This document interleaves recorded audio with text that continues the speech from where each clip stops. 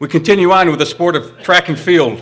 A 1974 graduate of Southwestern Central School, Brian Hull, was a four-year letterman for the Trojans and one of the best runners in Chautauqua County. Many coaches in Chautauqua County said that Brian's mental and physical preparation made him a winner at the county, sectional, and state level in both cross-country and track and field. In cross-country, Brian was undefeated in both his junior and senior years and set 11 course records on his way to being named Chautauqua County and Section 6 champion in both 72 and 73, and being named a Class C New York State champion in 74. His final cross-country race, his senior year, saw Brian finish fourth in the National AAU Championships.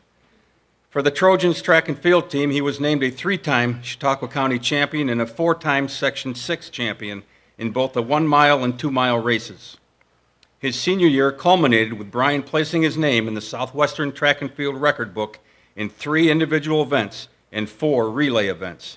He won his second Class C New York State Championship, winning the 2 mile race, and thus became the first Chautauqua County athlete to win 2 state championships in 2 different sports in the same year. Following high school, Brian spent a short time at Miami University and then transferred to Cedarville University in Ohio, where he finished second in the All-Ohio Cross-Country Meet, which featured every college and university in the state of Ohio.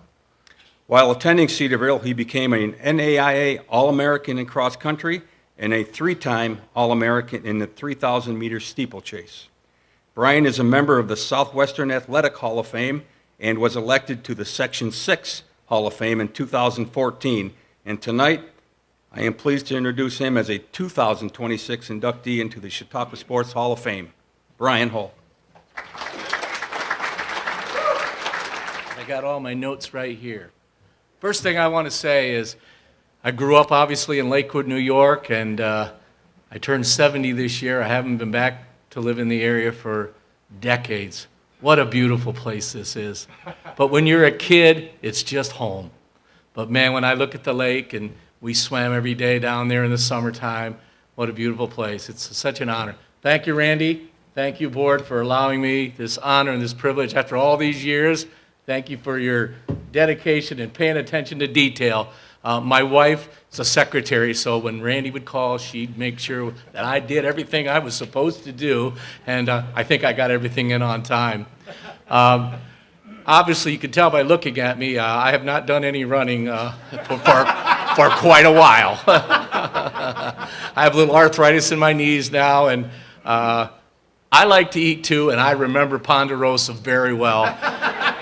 But when I was running 10, 15 miles a day, I could burn those calories off. No longer. Anyways, it's a great honor. I want to say thank you to my teammates. As most of you know, one of the things about playing sports, the camaraderie you have with your teammates, the friendships you develop, going out to the restaurants and eating after.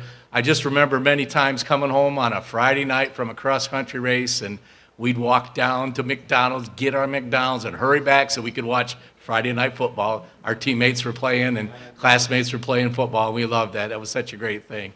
When I started coaching, they played football Saturday afternoon, and it just wasn't the same. And I don't know how it is now. Maybe that's how they do it. But I want to thank my teammates. Jerry Mara was a great teammate of mine. He was kind of my idol. He was a year older than me.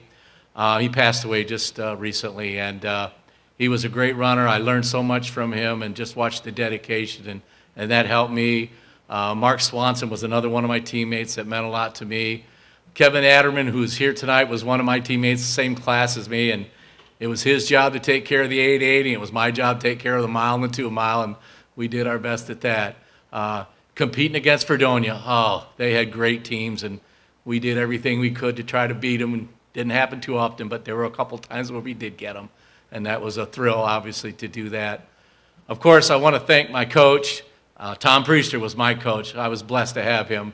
And I know he wasn't a runner. He played soccer, and I know at times he wasn't sure maybe what to do with me, but he did a great job. He planned the workouts and was so dedicated.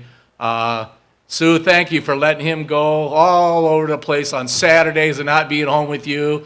One of the things that happened, we weren't allowed to take a whole or I couldn't take myself to New York City to run in the Eastern States. So Coach, he took the whole team, and so we all went just so that I could run and compete, and that was fun, and just all the different things that we had. Thank you so much. Coach, he just meant everything to me, and I told him last night we went out for dinner, and you know, he was probably the biggest influence on my life besides my dad. And he demanded excellence from not only me, but everybody on the team, and it didn't matter if you were the lowest guy or gal, he wanted you to do your best, and I appreciate that. Fran Sirianni also was one of my coaches, and we were talking and laughing last night. He spent many hours timing my intervals, and he just had a calming way about it, and some of those were hard, and I didn't want to do another one. And he said, you can do another one or two. You only got 2 more to go, and was very calm, and so we did it. We got the job done. But it was an honor to have them as my coaches. I appreciate them so much. They're old school, but, you know, they're getting older too, so I guess that's why they're old school.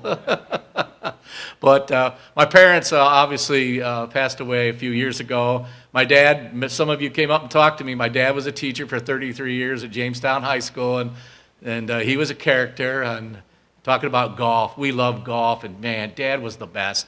He could hit it straight every time down the middle, and we could hit it way past Dad, but we were over here in the woods and over here in the water. We couldn't beat Dad. I never beat Dad until I was 70 years old, and I could play somewhat decent golf.